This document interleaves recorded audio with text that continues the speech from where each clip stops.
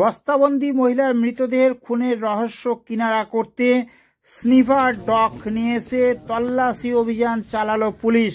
সেই চিত্র উঠে এলো আমাদের সংবাদ মাধ্যমে।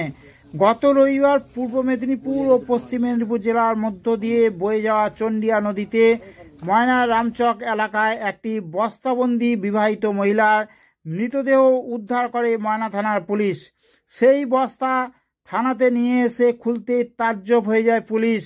ওই মহিলার মুন্ডু ছিল না, পরনে লাল ব্লাউজ ও সবুজ ছায়া ছিল, হাতে শাঁখা এবং সোনা দিয়ে পলা ছিল, শরীর থেকে পচা দুর্গন্ধ বেরোচ্ছিল। নৃশংসভাবে দুষ্কৃতীরা খুন করে বস্তাবন্দি করে নদীতে ফেলে দেয়। খুনিদের গতিবিধি খুঁজতে ময়না থানার ওসি এবং পূর্ব মেদিনীপুর জেলার নন্দকুমারের সিআই স্নিফার ডগ নিয়ে এসে জোর তল্লাশি অভিযান চালিয়েছে। তবে এখান থেকে কি তথ্য উঠে এলো তা তদন্তের স্বার্থে প্রকাশ করেনি পুলিশ। দেখুন সেই চিত্র আমাদের সংবাদ মাধ্যমে।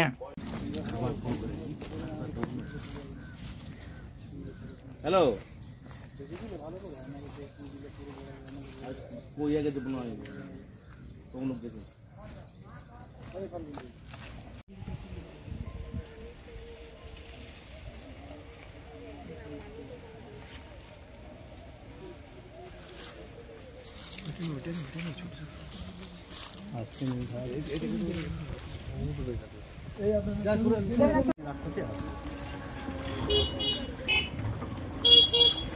ক্যামেরা হবে, স্টিল মার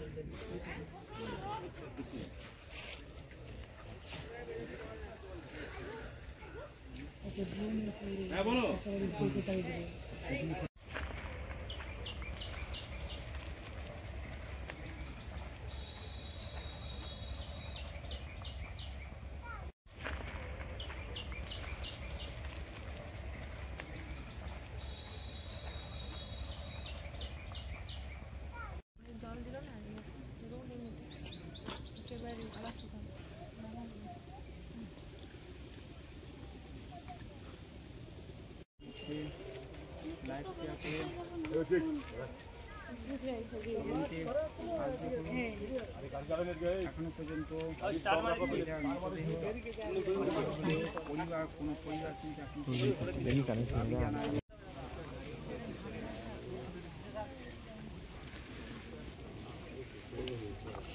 তুলে নেওয়া হলো।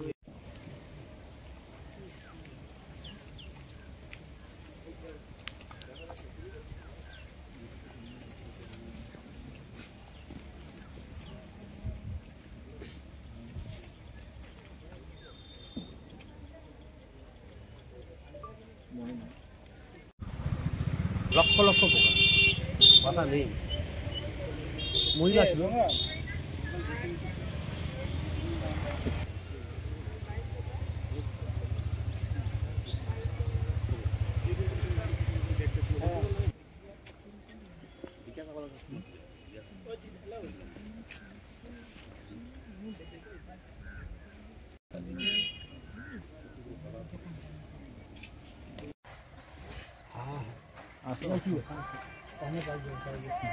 আসুক আরো গিয়ে আছে, মোবাইলটা বন্ধ করুন।